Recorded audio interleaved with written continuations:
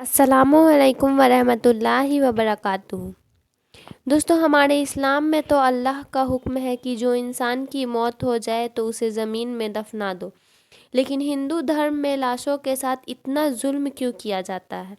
यही सवाल लेकर एक लड़का पहुंचा है अनिरुद्ध आचार्य जी के दरबार में। देखते हैं वह इस सवाल का क्या जवाब देते हैं, और साथ ही में डॉक्टर जाकिर नायक का भी जवाब सुनेंगे कि वो इस बारे में क्या कहते हैं। गुरु जी, मेरा एक छोटा सा प्रश्न है। जैसे कि हमारे ये बुद्धिज्म अब सवाल धर्म है, पूछ उसके रहा है। फाउंडर गौतम बुद्ध हैं। क्रिश्चियन धर्म के जीसस क्राइस्ट हैं। इसीलिए तरह हिंदू धर्म के फाउंडर कौन है? सनातन धर्म के फाउंडर कौन हुए? हाँ, स्वयं फाउंडर भगवान कौन श्रीमन है? नारायण, स्वयं भगवान भगवान श्रीमन नारायण ही है। अच्छा। और दूसरा प्रश्न मेरा ये था महाराज कि जैसे कि कोई भी इंसान की जब मृत्यु हो जाती है तो उसे मिट्टी में दफन करना अच्छा होता है, जलाना अच्छा होता है, या गंगा जी में समाधि में जलाना अंतिम संस्कार क्यों अच्छा होता है? वो कुछ व्याख्या कर दीजिए महाराज। क्योंकि पंच तत्वों से शरीर बनता है। जी हाँ। अच्छा। अग्नि ही एक ऐसा तत्व है जो पांचों तत्वों को पांचों में लीन कर देता है। कैसे? कैसे? जैसे हम जलते हैं, जब कोई मरने के बाद जलता जी है हाँ। तो शरीर में जो अग्नि तत्व है, अग्नि में जलने से वह अग्नि तत्व अग्नि में मिल गया। बोलो हाँ। हाँ। वायु तत्व निकल के वायु में मिल गया। बोलो हाँ। हाँ। जल तत्व भाप बन के उड़ गया। जी हाँ। हाँ। बचा आकाश तत्व, तो आकाश तत्व आकाश में, फिर बची मिट्टी तत्व तो राख बच गई। जी हाँ। अब आप किसी को जमीन में गाड़ देंगे तो जमीन में गाड़ने के बाद मिट्टी तत्व, पृथ्वी तत्व तो पृथ्वी में मिल जाएगा, जल तत्व जल जल में मिल जाएगा। अच्छा। पर मिट्टी के अंदर आकाश तत्व कैसे मिलेगा? पहला, ठीक है। ठीक है। दूसरा तत्व अग्नि तत्व मिट्टी के अंदर कैसे मिलेगा? इसलिए वह मरने के फिल्म बाद तो वह करा सब रहा हड्डियां है गल ही जाती हैं जमीन में गाड़ने पर फिर भी जो हमारे सनातन धर्म का प्रोसेस है कि पांच तत्व जाकर पंच तत्व में मिल जाए, उसके लिए अग्नि संस्कार से फिर बड़ा कोई संस्कार नहीं। अब डॉक्टर जाकिर नायक की वीडियो बड़े गौर से सुनिएगा, बड़ी इन्फॉर्मेटिव है। जब अल्लाह ताला वापस से हमें दूसरी जिंदगी देंगे तो कहेंगे अपने कब्रों से उठो। हाँ जी। ऐसा पूछे कि हिंदू लोग तो कब्र में दफनाए नहीं जाते, हिंदू जला बच्चे देते। दफनाए जाते ना। हिंदू बच्चे, हिंदू मजहब में छोटा बच्चा है उसको जलाया नहीं जाता, उसको दफनाया जाता है। उसको दफनाया फिर भी जाता कई है। मुसलमान है जो डूब के मरते हैं, जो जल के मरते हैं, उनको भी दफनाया नहीं जाता है, जिनकी हमें मिलती नहीं।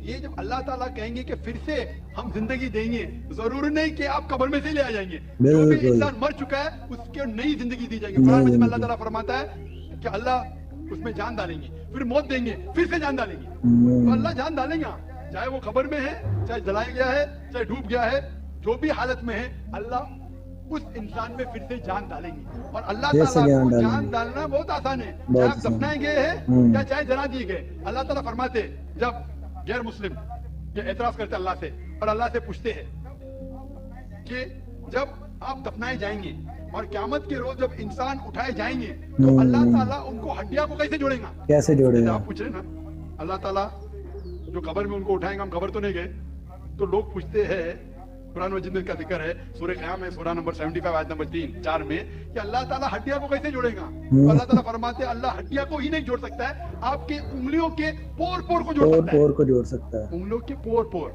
आप सोचते हो कि अल्लाह ताला क्यों कहता है क्या उंगलियों के पोर पोर को जोड़ सकता है?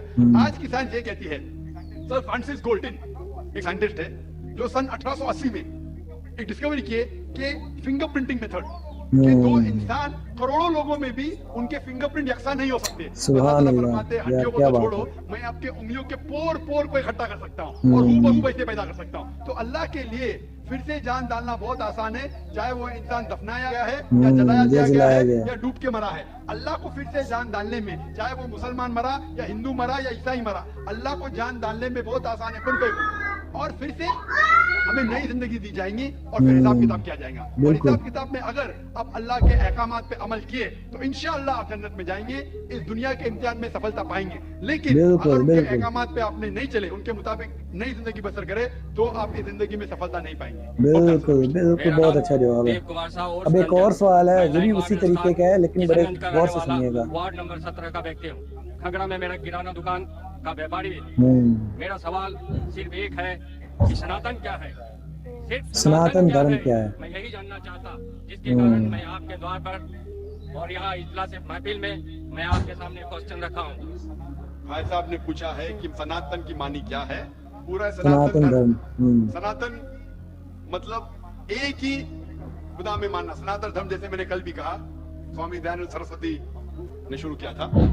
और सनातन धर्म मतलब वो कहते हैं कि अगर आपको जानना है कि ईश्वर क्या है और धर्म क्या है, तो सबसे ऊंची किताब वेद के ऊपर अमल करना चाहिए। हम्म, तो इनने वेद की वेद के तहकीक ऊपर। करने के बाद ये साबित किया कि ईश्वर का डेफिनेशन क्या है वेद और उपनिषद के जरिए। और जैसे मैंने कल भी कहा और परसों भी कहा कि जब आप पढ़ते हैं छंदों के उपनिषद चैप्टर नंबर 6 सेक्शन नंबर 2 श्लोक नंबर 1 एकम एविदित्यम, खुदा एक ही है, भगवान एक है, दूसरा नहीं है। बेशक। लिखा है श्वेता उपनिषद में चैप्टर नंबर 6 श्लोक नंबर 9 ना जसे कसे जनिता न जदीपा, उस ईश्वर उस भगवान का कोई रब नहीं, कोई वालदेन नहीं। कोई वालदेन लिखा है नहीं। श्वेता उपनिषद में चैप्टर नंबर 4 श्लोक नंबर 19 न तस्य प्रतिमा अस्ति, उस ईश्वर की कोई प्रतिमा नहीं। प्रतिमा एक संस्कृत लफ्ज है, अक्स नहीं है इसके मानी है उसका। अक्स, picture, photograph, painting, photograph. Idol, sculpture, statue. Hmm. उस ईश्वर उस भगवान की कोई प्रतिमा नहीं, कोई अक्स नहीं, कोई पिक्चर नहीं, कोई पेंटिंग नहीं, कोई फोटोग्राफ नहीं, कोई स्टैच्यू नहीं, कोई आइडल बिल्कुल। नहीं। यही चीज लिखा है यजुर्वेद के अंदर चैप्टर नंबर 32 श्लोका नंबर 3 न तस्य प्रतिमा अस्ति, उस ईश्वर उस भगवान की कोई प्रतिमा नहीं, कोई अक्स नहीं, कोई पिक्चर नहीं, कोई पेंटिंग नहीं, कोई स्टैच्यू नहीं, कोई पोर्ट्रेट कमाल है नहीं। यार, और डॉक्टर जखम है। जो ब्रह्मा सूत्र है हिंदुइज्म का, एकम ब्रह्म द्वितीया नास्ते नैना नास्ते किंचन, भगवान एक ही है, दूसरा नहीं है, नहीं है, नहीं है, जरा भी नहीं है। उम्मीद करते हैं दोस्तों आपको आज की वीडियो अच्छी लगी होगी और डॉक्टर जाकिर नायक का जवाब आपको कैसा लगा कमेंट करके ज़रूर बताएं। और अनिरुद्ध आचार्य जी के लॉजिक के बारे में आप क्या कहेंगे कमेंट में अपनी राय ज़रूर दें। मिलते हैं नेक्स्ट वीडियो में। अल्लाह हाफिज़।